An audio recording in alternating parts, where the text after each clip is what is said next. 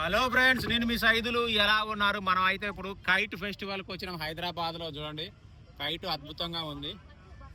Yes, 13వ తారీఖు నుంచి 18వ తారీఖు వరకు హైదరాబాద్ మన పరేడ్ గ్రౌండ్స్లో అయితే కైట్ ఫెస్టివల్ జరుగుతుంది.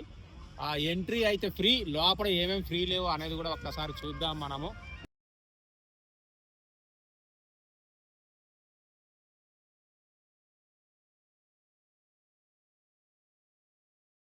ఇప్పటికైతే ఎంటర్ అవుతున్నా.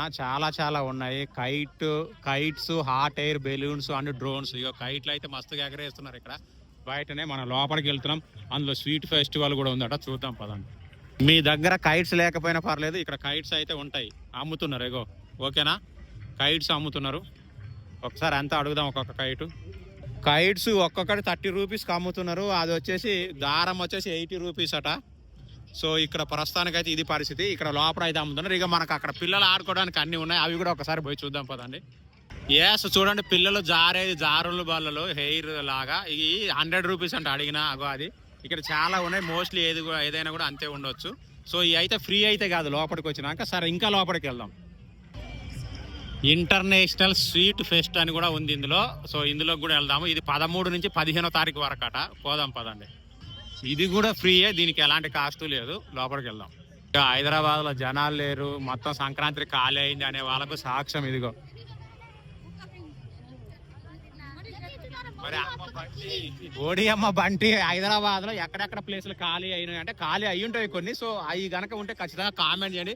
పలానా ఏరియాలో జనాలు బాగా తగ్గిపోయారు, ట్రాఫిక్ లేదనేది. నాకైతే విపరీతమైన ట్రాఫిక్ ఉంది. నాగోల్ నుంచి ఇగో కైట్ ఫెస్టివల్ దాకా వచ్చిన.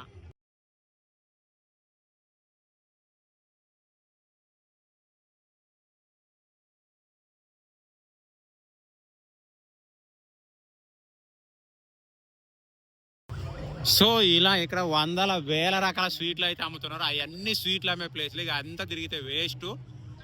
ఇంకొంచెం అటువైపు వెళ్ళే ప్రయత్నం చేస్తాను. ఇది స్వీట్ ఫెస్ట్ కాకుండా బయట ఇంకోటి ఉంది, అటు చూద్దాం. ఇక స్వీట్ ఫెస్టివల్ అయితే టోటల్ ఇండియా వైడ్ అన్ని స్టేట్స్ నుంచి అయితే వచ్చి ఉన్నారు. ఇక మనం ఇటు లోపలికి పోదాము. చాలామంది జనాలు వచ్చారు. రెడ్ బుల్ కూడా స్టోర్ పెట్టుకుంది ఇందులో, డిఫరెంట్గా ఉంది కదా. ఇక్కడ ఫ్రీ మెడికల్ క్యాంప్ కూడా ఉంది. మేము వెళ్ళాము కానీ ఎవడు కనీసం ఏం కావాలని కూడా అడగట్లేరు ఇక.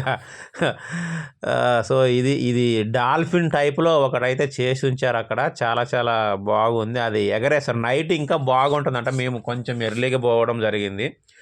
ఇక సాంస్కృతిక కార్యక్రమాలు కూడా ఒకవైపు జరుగుతున్నాయి. కానీ జనాలు విపరీతంగా వచ్చారు. హైదరాబాద్లో ఇంతకు ముందు సంక్రాంతి పండుగలకు ఖాళీ అయినట్టుగా హైదరాబాద్లో ఎక్కువ మంది వెళ్ళిపోలేదని అయితే తెలుస్తూ ఉంది. మరి నిజమా కాదా మీరు కూడా కామెంట్ చేయండి. Thank you all of you. Happy Sankranti. Bye.